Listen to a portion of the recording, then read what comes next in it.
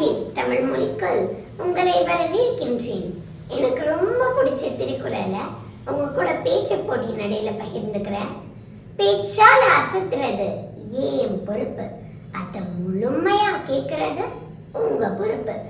ஐம்பெரும் காப்பியங்கள் தமிழ் அன்னைக்கு அழகான அணிகலன்கள் என்றால் அந்த அழகை அள்ளி பருகும் இரு கண்களாக ஒட்டுமொத்த உலகின் பார்வையும் இத்த இரண்டடி திருக்குறள் உள்ளது என்றால் மிகையாகாது. வெள்ளத்தனைய மலர் நீட்டம் மாந்தர்த்தம் உள்ளத்து அணையது உயர்வு என்ற குறள் ஓவியத்தை என் குறள் ஓசையால் விளக்க வந்துள்ளேன். நீர்மட்டத்தின் உயரத்திற்கு ஏற்ப மலர் மேலே செல்வது போல் மனிதரின் வாழ்க்கையில் அவரது உயர்வானது மனதில் கொண்டுள்ள ஊக்கத்தின் அளவில் உயர்ந்திருக்கும். நூல்கள் காடுகள் போல் பல்கி இருந்தாலும் திருக்குறள் என்ற ஒற்றை நூல் இன்றும் இவ்வையகத்திற்கே ஆடையாக உள்ளதன் காரணம் என்ன? வள்ளுவர் தன் வார்த்தையின் மீது வைத்த நம்பிக்கையால் தன்னை தானே ஊக்கப்படுத்திக் கொண்டதே காரணமாகும். ஒருவர் தன்னை ஊக்கப்படுத்திக் கொள்வதால் சமுதாயத்திற்கே ஏற்படும் நன்மை எவ்வளவு! பாரதிக்கு அடுத்த வேலை குணவில்லையானால் எத்தனை கோடி இன்பம் வைத்தாய் என் இறைவா என மகிழ்ச்சியில் மலர்ந்தார். ஆனால் கோடி கணக்கில் பணம் வைத்துக் கொண்டு எனக்கு ஏன் இந்த துயரம் இறைவா என மானிடன் வாடுவதை கண்டு பாரதிக்குள் ஊற்றெடுத்த ஊக்கம் என்ற ஒளியோசை மனிதர்களுக்குள் உறங்கிவிட்டதே காரணமாகும். ஒரு பெண் உடை அணிந்து வெளியில் புறப்படுகிறாள்.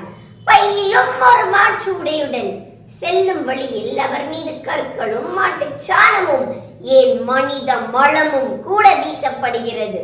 தான் செல்ல வேண்டிய இடத்தை அடைந்ததும் குளித்து உடை மாற்றி தன் பணியை தொடர்கிறார்.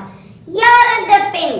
இத்தனை அவமானங்களுக்கும் இழிவுகளுக்கும் அவள் ஆற்றிய செயல் என்ன? சாதி என்ற சாக்கடையின் பெயராலும் பகுத்தறிவில்லாத பாலினத்தையும் முன்னிறுத்தியும் கல்வி மறுக்கப்பட்ட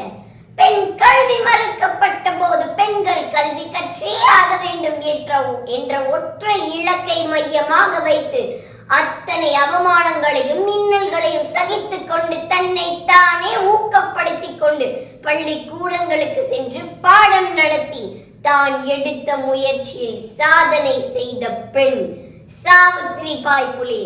நீண்டு கொண்டே செல்கின்றது என்ற செயல்பாட்டை உணர்ந்து தொழிற்பெயராக நீட்டத்தையும் ஒரு பொருள் தன்னை குறிக்காமல் தன்னை தாங்கிக் கொண்டிருக்கும் பொருளை குறிப்பதை உணர்ந்து தானியாக பெயராக மலரையும் சுட்டிக்காட்டி ஈரறிவு கொண்ட மலர் நீர்மட்டத்திற்கு ஏற்ப உயரவில்லை என்றால் மூழ்கி விடுவோம் என்ற அறிவை பெற்றுள்ளது.